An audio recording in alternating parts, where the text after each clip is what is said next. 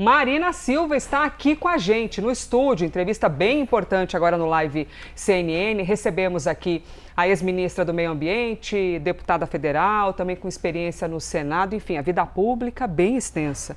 Marina Silva, obrigada pela gentileza da presença. Eu é que agradeço a oportunidade, Elisa, de estar você e Clarice aqui para essa conversa. Muito bom. E Isabel Mega que agora já aparecendo também em tela conosco. Bom, a dúvida que nós temos é sobre o futuro da senhora. Vamos ver quais respostas nós teremos aqui. Nós temos 3 nomes, ministra, que estão ali nessas andanças de possibilidades, né? 3 nomes aliados do governo Lula se colocam como pré-candidatos ao Senado. O ex-ministro Márcio França, Simone Tebet, como Clarissa já citou, e o nome da senhora.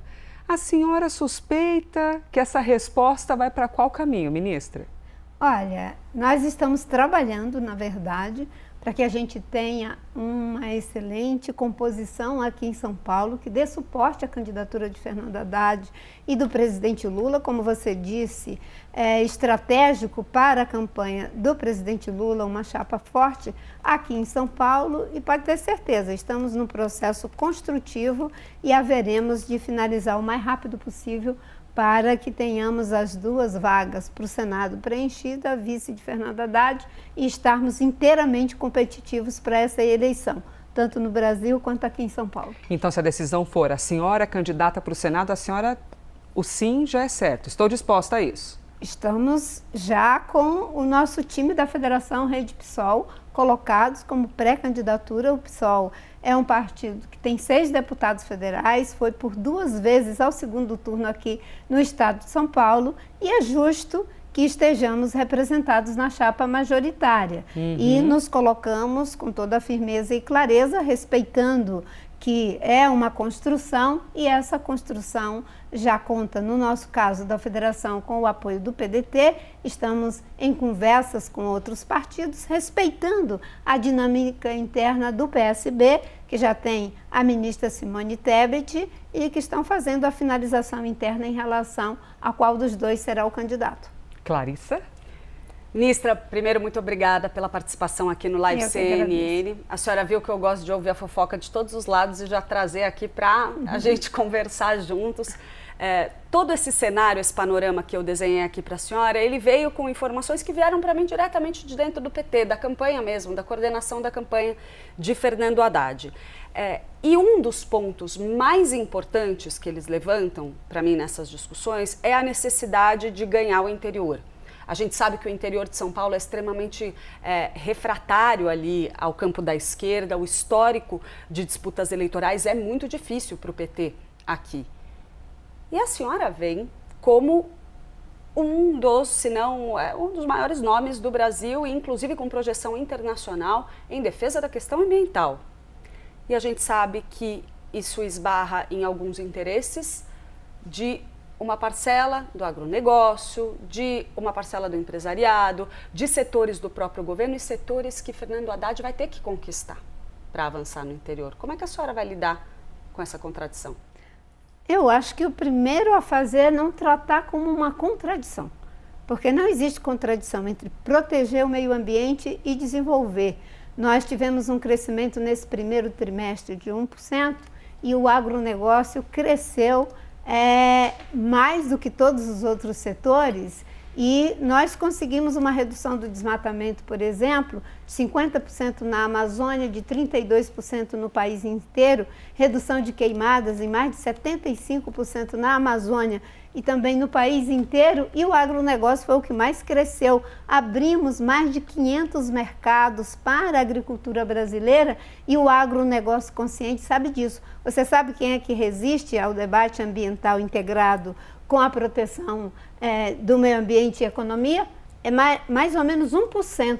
Aqueles que não querem cumprir a lei, e eles não podem tisnar o agronegócio brasileiro, que, aliás, agora a União Europeia está dizendo que vai fazer restrição aos nossos produtos. Cada vez mais vamos precisar de mostrar o bom desempenho que temos na agenda ambiental. Não vamos nos esquecer que o presidente Trump usou dados do governo do Bolsonaro para justificar as retaliações. 2021, né? Exatamente, porque ele não quis usar nesse governo, porque ele sabe que o desmatamento está caindo. Pela primeira vez desde 2019, vamos ter menos de 1 milhão de hectares de floresta destruída e esse ano podemos ter a menor taxa de desmatamento já registrada desde 1980 e 98, ou seja, nós integramos economia e ecologia e isso é o desafio do futuro. Todos os países hoje eles querem essa agenda integrada.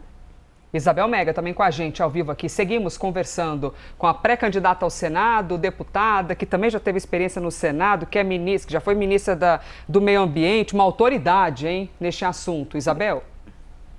Oi, ministra. Que bom falar com a senhora novamente. A gente acaba, nessa altura da conjuntura eleitoral, ficando muito no rame-rame da política, né, da composição de chapa. Infelizmente, às vezes a gente não consegue ter tempo hábil para aproveitar conhecimento da senhora sobre questões ambientais, por exemplo, que é muito vasto. Mas eu queria pedir licença para voltar na composição de chapa, porque a gente escuta muito alguns cenários eventuais de criar condições, por exemplo, de um posicionamento de alguns desses nomes que estão sendo cotados no eventual governo Lula 4, caso a chapa do ministro Fernando Haddad não seja vencedora, caso as candidaturas ao Senado também não evoluam com uma vitória nas eleições. A senhora vislumbra algum tipo de futuro, de permanência no Ministério do Meio Ambiente, caso tenhamos um Lula 4? E a senhora optaria por algum plano à Câmara dos Deputados, caso a segunda vaga ao Senado fosse dada a dupla, né, as duas vagas, então, aos representantes do PSB?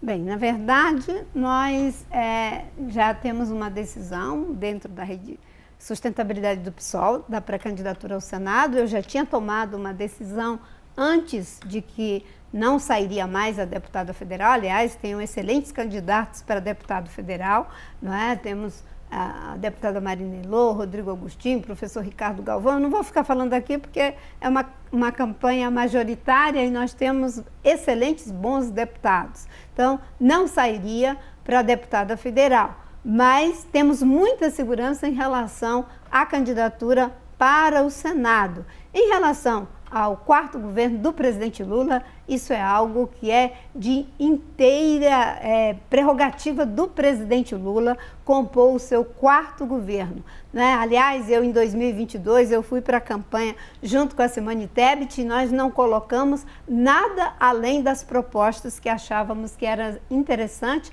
para estar no programa de governo. Fomos convidadas pelo presidente Lula, entramos na cota pessoal do presidente Lula e eu acho que é assim que tem que ser. Vamos defender a democracia, ampliar os ganhos já alcançados e sonhar com novos ganhos que já estão, inclusive, sendo desenhados para esse quarto governo.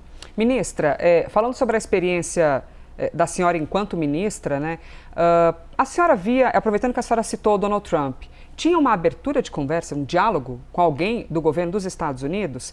E até para lhe ouvir, de que maneira a senhora observa que a gente pode avançar e, utilizando o conhecimento da senhora, nesse assunto todo de tarifaço, que entre as justificativas vem essa questão de desmatamento.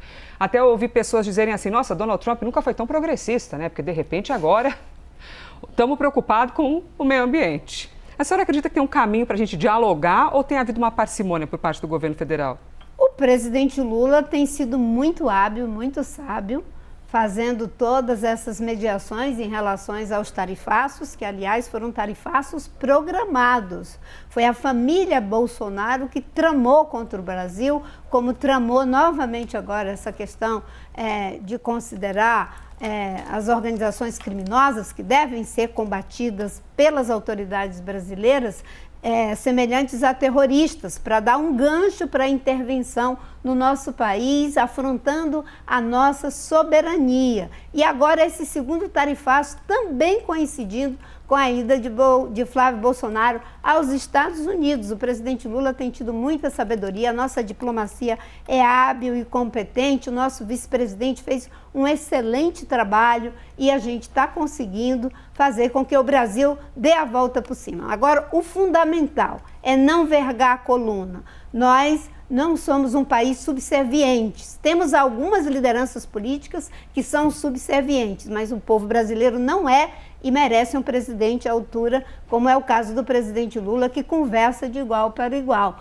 E a desculpa que ele utilizou em relação à questão ambiental, com certeza ele pegou os dados errados, pegou os dados do governo Bolsonaro e não do presidente Lula, que já recuperou todos os índices que estavam abandonados. Inclusive, fomos capazes de fazer o Plano Clima, fomos capazes de ter uma NDC robusta de redução de emissão de CO2, fizemos a COP30, temos excelentes índices de redução de emissão no Brasil, já reduzimos nesses 3 anos de governo do presidente Lula 750 milhões de toneladas de CO2, ou seja, ele que arranje outra desculpa.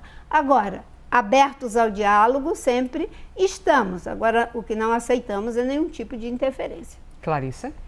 Ministra, eu gostaria de trazer para a conversa um ponto que é levantado pelos aliados do presidente Lula e também do ministro Fernando Haddad, ex-ministro, de que a senhora poderia contribuir nessa chapa para atrair o eleitorado evangélico. Eu gostaria de uma leitura da senhora sobre que erros que o presidente Lula tem cometido no diálogo com essa parcela da população. Eu acho que se a gente botar na conta do presidente Lula, fica um pouco reducionista a nossa análise. Eu acho que tem sido cometido um erro histórico em relação a essa questão de fé e política.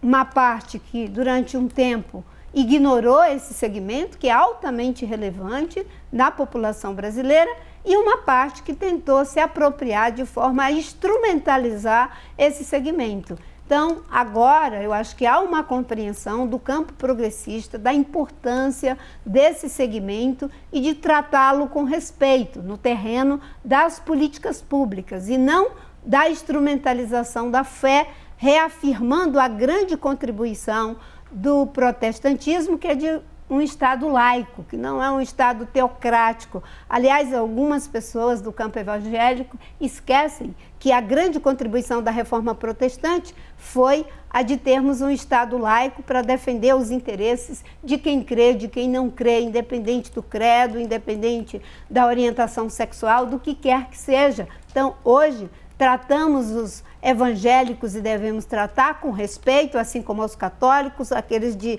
religião de matriz africana e as pessoas que não têm nenhuma crença, só para citar alguns.